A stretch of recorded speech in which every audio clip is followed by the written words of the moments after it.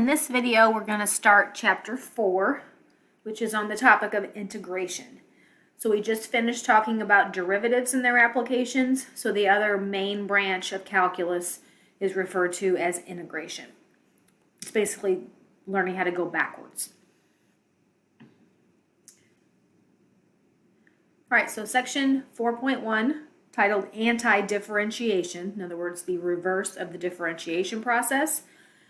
So our objectives in this course are to learn how to find an antiderivative of a function, evaluate what we call an indefinite integral using basic rules of antidifferentiation, and use initial conditions to determine an antiderivative. So Theorem 1, the antiderivative of a function f of x is the set of functions capital F of x plus c, meaning plus a constant, such that if you take the derivative with respect to x of the antiderivative, you get back to the original function f of x. So basically, you're going to learn how to go backwards. The constant c is what we call the constant of integration.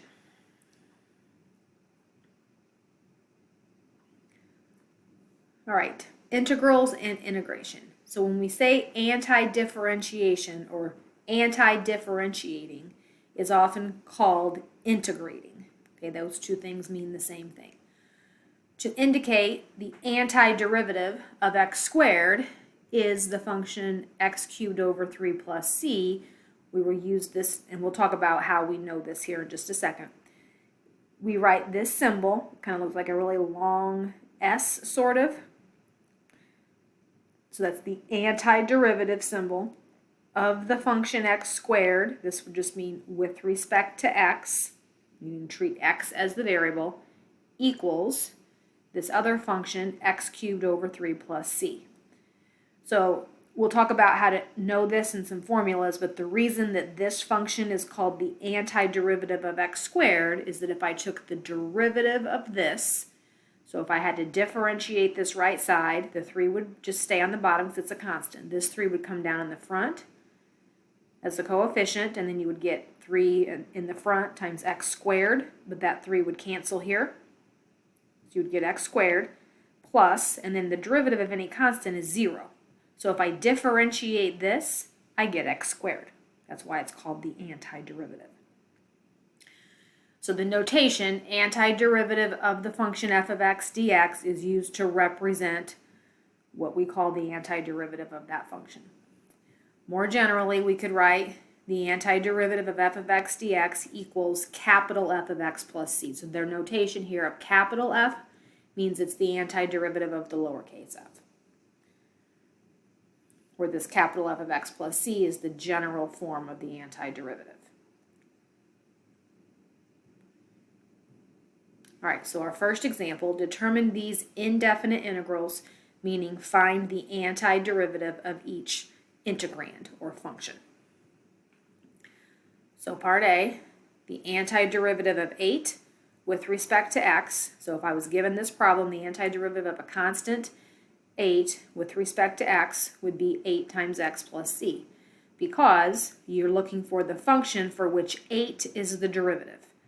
So that plus c is always included because you can add any constant and have a derivative of 0, so that's going to be attached to every indefinite integral. But the reason that our answer is 8x is because 8 times just an x by itself means that the derivative would just be 8. So anytime you have a constant function, its derivative is that constant times x, or its antiderivative. Right, and they're showing you that you can check the derivative of this would simply be 8. That's how you know it's correct. Okay, the antiderivative of 3x squared is x cubed plus c, meaning that this 3x squared is the derivative of x cubed, right? This derivative would be 3x to the second, and then we always put the plus c. So again, checking this function's derivative is the 3x squared. We will have formulas to use, so you don't have to just kind of mentally come up with the answer every time, but they're just giving you some examples of what's actually happening. All right, antiderivative of e to the x with respect to x is e to the x plus c. And we know that because the derivative of e to the x is just itself, and the derivative of a constant is 0. So just like the derivative of e to the x is e to the x, the antiderivative of e to the x is e to the x plus the c. The antiderivative of 1 over x dx, this one would be our natural log of x plus c, because the derivative of natural log of x is the 1 over x.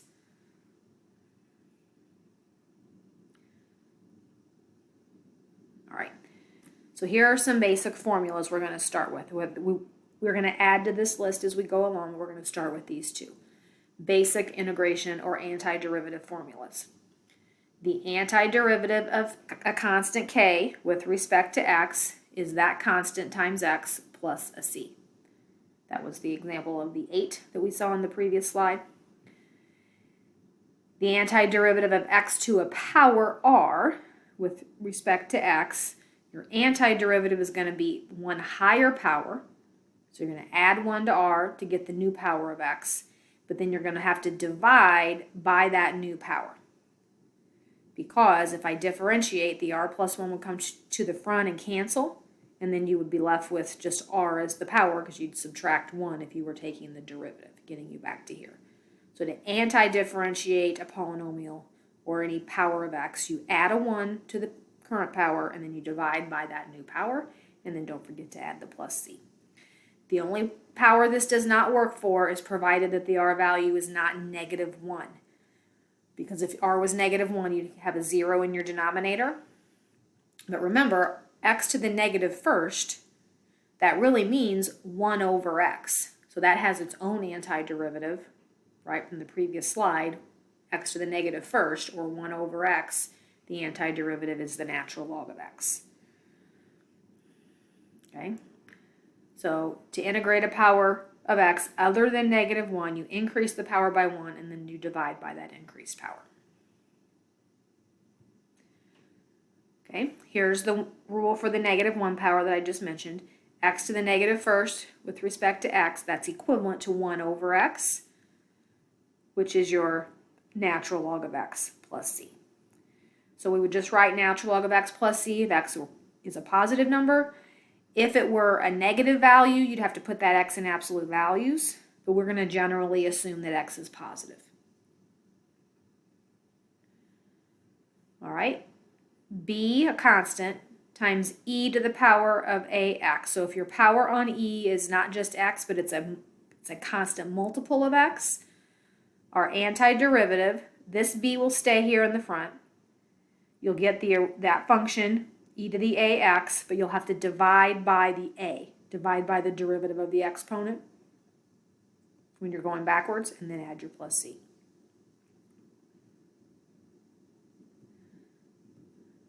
All right, so let's use those rules to try these next few examples. Use the power rule of antidifferentiation to determine these indefinite integrals.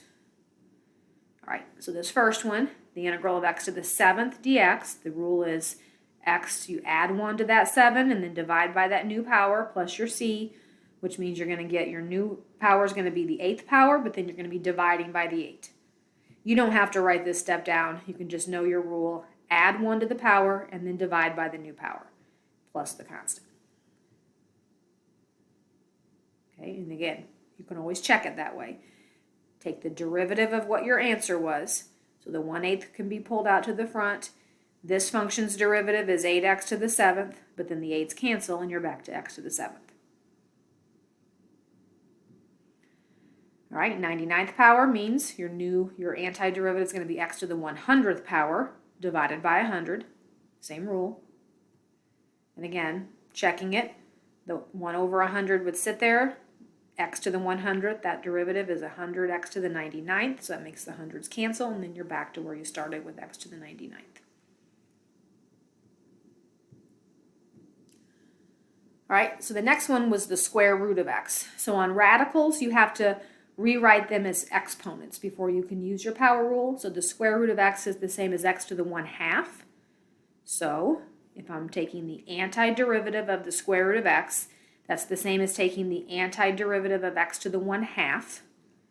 So the same rule applies. We're going to add 1 to the 1/2, and then we're going to divide by that new power. Well, 1/2 plus 1 is 3/2, so we get x to the 3/2, and then dividing all of it by 3/2 is the same as multiplying it by 2/3. So when your exponent becomes a fraction and you have to divide by that fraction, it's the same as multiplying by its reciprocal. And then your plus c. Okay, so again, the check, 2/3 would sit here, right? Or that's your function. 2/3 would sit in front. X to the 3/2, you'd get 3/2 x to the power of 1/2. When you differentiate, your reciprocals would multiply together to be 1 or cancel out, leaving you with x to the 1/2 or the original square root of x.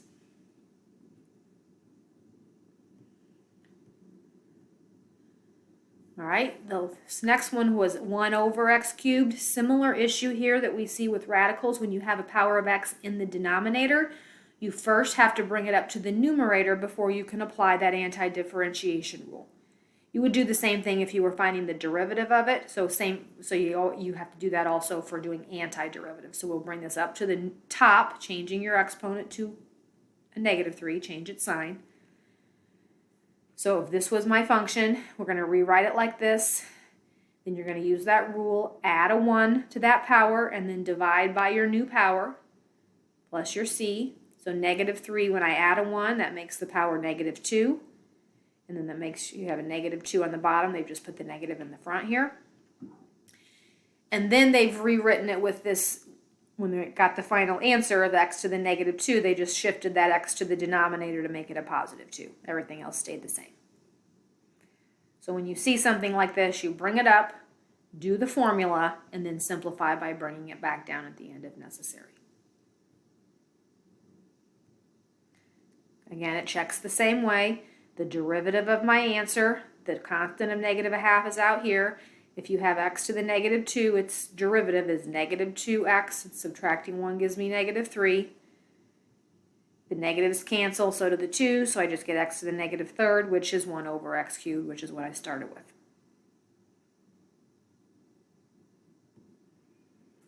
Okay, so here is the quick check number 1. So it might be a good idea here to pause the video, try these on your own, using the last few examples that we have gone through, and then come back and press play to check your answers. All right, so A, power rule. X to the power, the antiderivative of x to the 10th dx, you add 1, divide by the new increased power plus your constant, so that gives you x to the 11th divided by 11, or 1 over 11, x to the 11th plus c.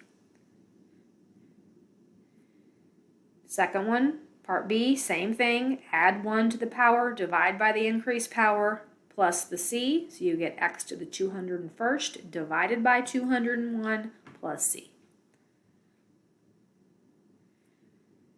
All right, this is like the square root, only it's the 6th root, so we first write it using an exponent, so the 6th root is the 1/6 power. Add 1 to 1/6, then divide by that new power. So 1/6 plus 1 is 7/6. So if I'm really also dividing by 7/6, it's the same as multiplying by 6/7 plus the c. Now they have changed this. Okay, so I think we did that when we did that square root problem. We came back and wrote it as a square root. So they're doing the same thing here. So the 7/6 power means the 6th root of x to the 7th, if you wanted to write it back in radical form when you're finished. All right, and then this one we got to bring the x to the 4th to the numerator, so that makes it x to the -4th if it's moved up. Power rule for antiderivative is add a 1, so -4 plus 1, then divide by the new power. So when I add 1 to -4, we get x to the -3rd over the -3 plus the c. And then again, like before, we'll drop this back down to the bottom as a +1/3, but keep this -1/3 as the coefficient.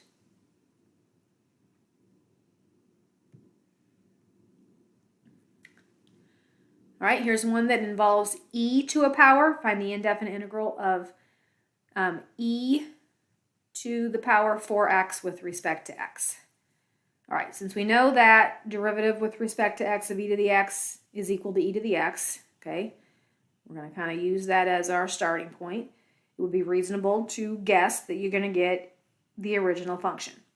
Okay, but the issue here is it's not quite right because of that 4 in the front. If I differentiate this, I get e to the 4x times 4, right? But up here I didn't have that 4 in the front. So we have to modify by inserting a 1/4 to make it work. So this was one of the rules in the initial couple slides when we talked about the basic rules. E to the power of a constant times x is the original function, but if this is multiplied by a constant, you have to divide by that constant to compensate. And then don't forget to add the plus c. So this would check out because the 1/4 would stay. The e to the 4x derivative would be 4e to the 4x. That would allow the 4's to cancel, getting you back to just e to the 4x. And the c disappears there because you remember you're differentiating a constant, which is always 0. Okay, so here are a few to try with the e rule. If you want to pause, try these on your own, and then come back and check, that's fine. So here we get e to the negative 3x, but then we'd have to divide by that negative 3, or multiply by 1 over it, plus the c. Here we would have the original function e to the 1/2 x, but then we would be dividing by a half. But remember, dividing by a half is the same as multiplying by 2. So the divide by a fraction is multiplied by the reciprocal plus the c. All right, so this next slide is what we call Theorem 3. It just gives you some basic properties of general antidifferentiation. So the antiderivative of a constant times a function, that constant, just like if you were taking the derivative of it, it just sits in the front. So you can kind of think of it as if it were outside of the integral sign, and then just take the antiderivative of the function.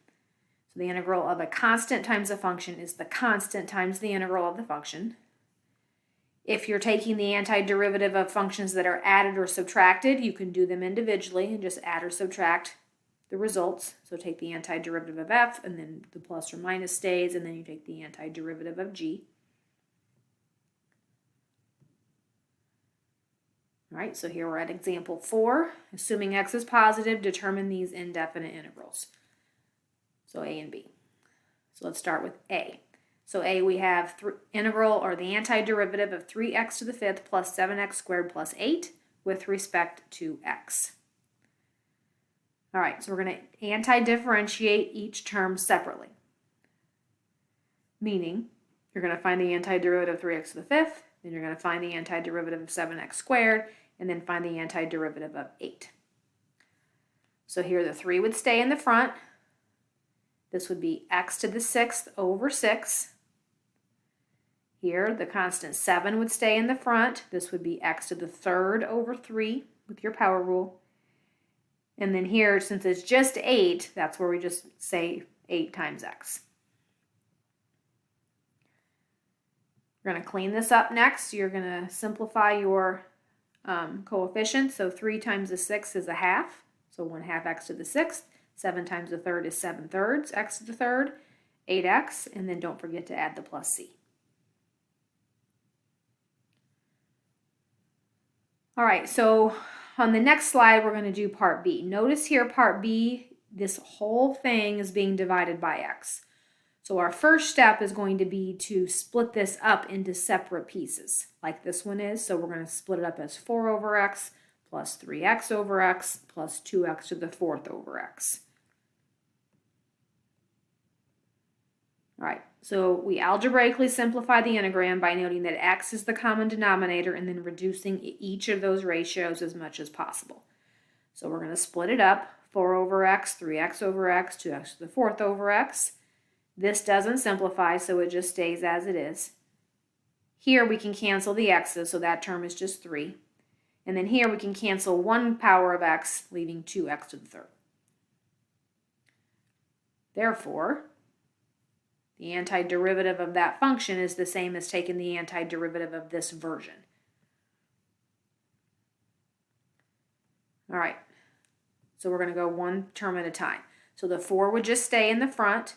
Otherwise, it's 1 over x, so that's where we get natural log of x. The 3 by itself would be 3x. Here you would get x to the 4th over 4. So that 2 over the 4 simplifies to a half, and then otherwise that would be the 4th power of x, and then plus your c at the end. Okay, so this would be a good place maybe to pause the video, try these on your own, and then come back and check. All right, so here the 2 stays in the front, you get x to the 5th over 5, so 2 over 5x to the 5th plus 3 stays in front. The next one you get x to the 4th over 4 minus, here the 7 stays in front. You get x to the 3rd over 3 plus, here you would just get x to the 2nd over 2 because this is a first power. It's not written, but don't forget that that's really a 1. So the 2nd power then divided by the 2 minus, and then again the constant would just be 5 times x and then plus your c. So those are just power rule. All right, this one we need to FOIL this out first. So x minus 5 squared, if you FOIL it out, you get x squared minus 10x plus 25. So once you get it FOILed out, we can treat it just like part A. So this is going to be x to the 3rd over 3 minus, so here the 10 would stay, you'd get x to the 2nd divided by 2, so that 10 over 2 is where the 5 comes from. Plus, and then 25 just by itself, so 25x, and then plus your c.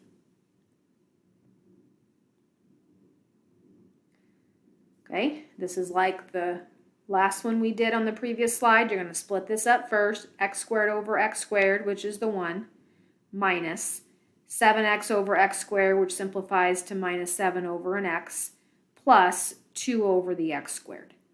So you put the x squared separately under each piece and reduce. That gives you this. All right. Antiderivative of 1 is just x. Minus 7 would stay, so it's 7 times the 1 over x, so that's 7 natural log of x. This one they probably should have shown, they skipped a step here, but this one we would have brought up as a negative 2 power. Okay. So imagine that being brought up to the top as the power negative 2. Then doing your power rule, adding a 1 to a negative 2 gives me a negative 1. So we get x to the negative 1 divided by negative 1. So 2 divided by negative 1 is the negative 2. And then otherwise x to the negative 1 means you bring the x back down to the bottom as a positive 1 power. I would have suggested probably putting those few extra steps in there, plus the c.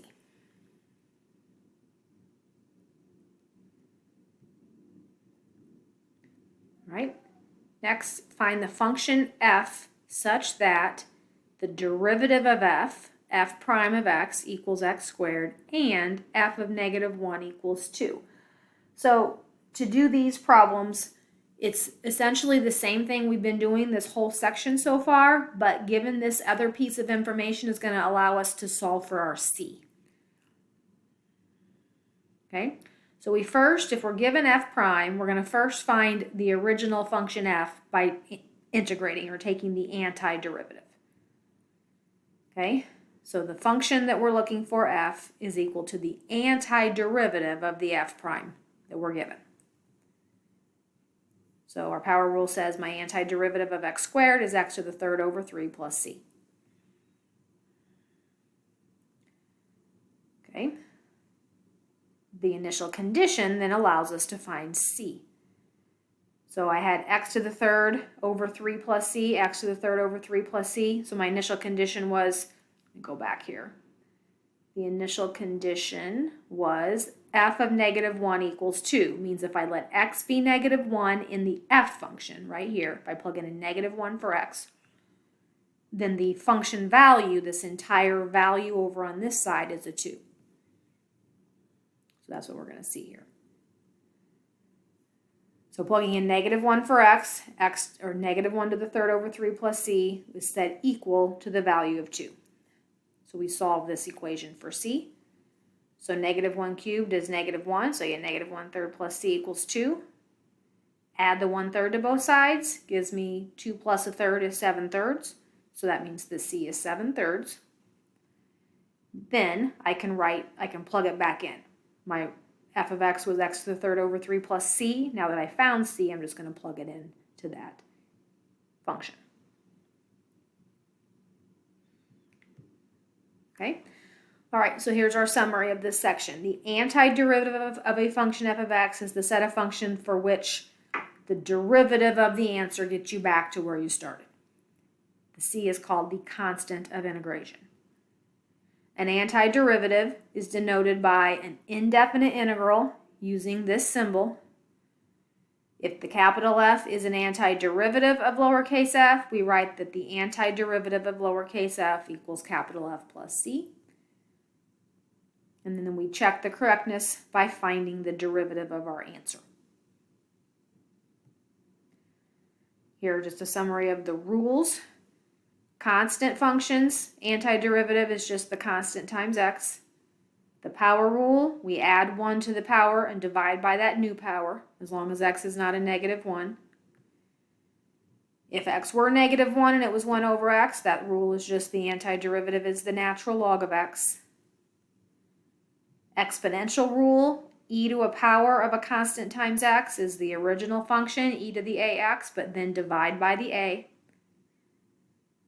And then the initial condition means you're given an ordered pair that's a solution of a particular antiderivative. So that means it's going to allow you to solve for c. All right, so that is the end of section 4.1.